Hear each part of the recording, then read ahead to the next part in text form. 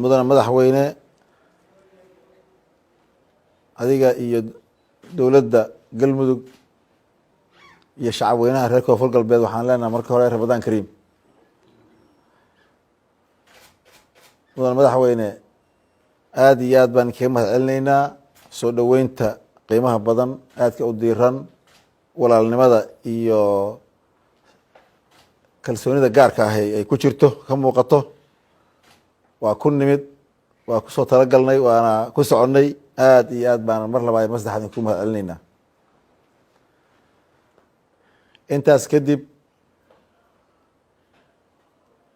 mudana madaxweyne iyo dhammaan qeybaha kala duwan ee dowladda koonfur galbeed iyo shacab weynaha koonfur galbeedba ujeeddada safarkeenu waxay ahayd inaan idinla wadaagno xalkeeda iyo xuluusheeda idinkala qeyb qaadano ka qeyb galno tabashadii koonfur galbeed ka qabtay arrimihii doorashooyinka ee heerka gabagabada a marayay.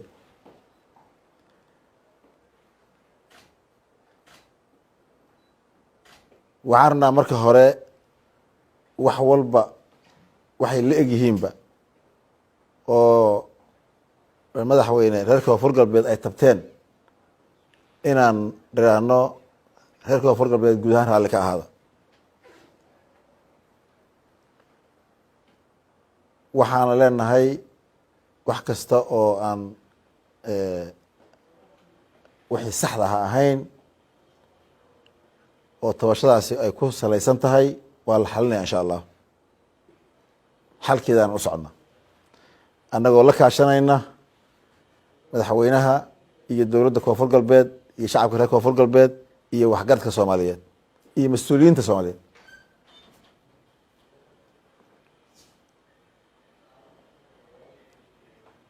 annaga haddaanaa reer galmudug sida madaxweyne cabdicasiis uu xusay wax gaar ah naga dhexeeya reer koonfur galbeed dad walaalah deegaan iyo dad iyo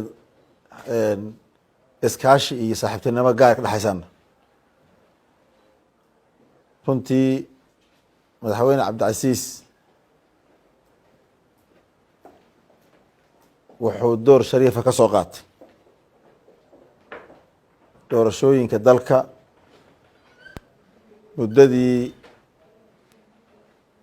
jiitanka uu ku jiray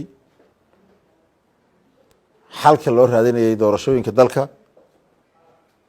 maalin ama wakti ka mid ah caqabad kuma una noqon soomaalina waa ogta geed iyo gogol iyo goob uusan u tegeyna ma jirto xalka soomaaliyeed madaxweyne cabdicasiis iyo guud ahaan dowladda koonfur galbeed.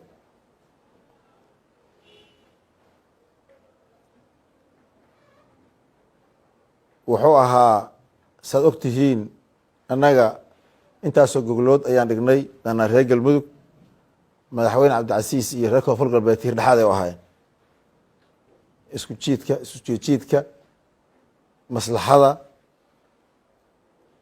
iyagoo xitaa mararka qaar waxyaabo aan ku habbooneyn ay kala soo gudboonaadeen dulqaadkeeda iyo samarkeeda iyo tanasulkeedu lahaa.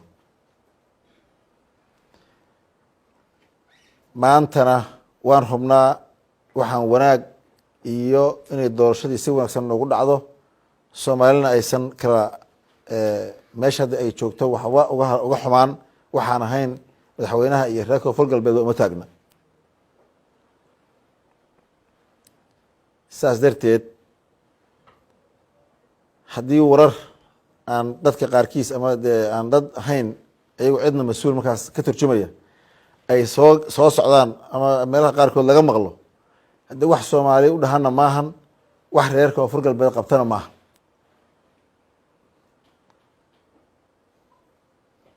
meesha aan joogno maantay heer waxaan joognaa gabagabo ay doorashadii tahay oo ay guul inay nagu dhamaatay tahay. ma jirto ma jiro state laga soco karaa ma jiro reer laga soco karaana ma jiro qof soomaaliyeed laga soco karaana ma jiro. doorasho wax la isku darsaday wada ogol lagu keenay tanasul iyo walaalnimo ku timid baa meeshaas wax ku yimaadeen si taasayna ku soconaysaa insha allah. annaguna xalkeedii iyo xuluusheedii baan idinkugu soconnay si guud iyo soomaalinimona waa noo qosaysaa si gaara iyo saaxiibtinimo iyo sida soomaalida isu taqaana waa noo qosaysaa waana ka guulaysanayna insha allah. mudane madaxweyne adiga iyo xildhibaanada labada gole ee dowladda federaalka ah iyo dowladda galmudug iyo shacab weynaha reer koonfur galbeed ba mahad balaaran baan idiin celinaynaa.